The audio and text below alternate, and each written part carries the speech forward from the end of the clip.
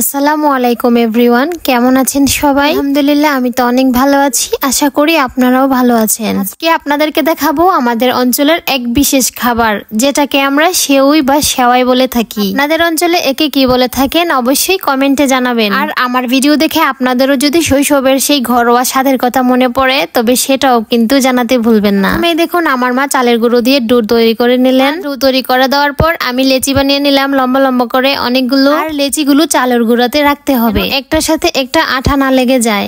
এগুলো আমার মা করেছে আর বাকি সবগুলো আমি করেছিলাম। সেওয়াইটা আমি আমার মার থেকে ভালো বানাতে পারি, তাই আমার মা আমাকে দিয়েছে এগুলো করার জন্য। ছোটবেলায় দাদির কাছ থেকে এই সেওয়াই বানানো শিখেছিলাম। তখনই দেখতাম কিভাবে ধৈর্য আর যত্ন নিয়ে বানাতো। সেই একই জিনিস আবার আমাকেও শিখিয়ে দিলেন।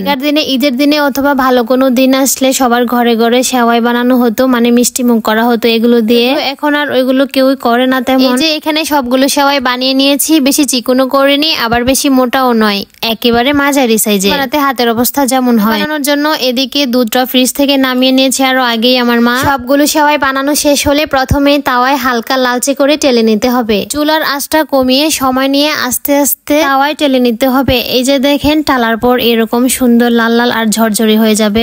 দুধ বসিয়ে তাতে তেজপাতা, দারচিনি আর এলাচ দিয়ে ভালোভাবে জাল করে নিতে হবে। দুধটা ফুটে উঠলে তারপরে ভাজা সেওয়াই গুলো দিয়ে দিতে হবে। আর যারা নারিকেল খেতে পছন্দ করেন তারা অবশ্যই নারিকেলটা দিবেন। নারিকেলটা দিলে মনে হয় স্বাদ দ্বিগুণ হয়ে যায়। এখানে নারিকেলটা আমরা আগে ফ্রিজে সংরক্ষণ করে রেখেছিলাম। দিয়ে দিব পরিমাণ মতো চিনি আর লবণ। স্বাদ আর একটু ভালো আসার জন্য গুঁড়ো দুধ মিশিয়ে দিল সাথে। উপকরণ দেওয়া শেষ হলে যখন দুধটা একটু ঘন হয়ে এলো, তখন তৈরি হয়ে গেল আমাদের সেই অমূল্য স্বাদের সেওয়াই। মায়ের হাতে বানানো এই খাবারের স্বাদ একেবারেই আলাদা। এখানে গরম গরম ঢেলে নিচ্ছিল আমার বোন, আমি ঠান্ডা করে ফ্রিজ থেকে খেয়েছিলাম। আলহামদুলিল্লাহ সত্যি অসাধারণ ছিল।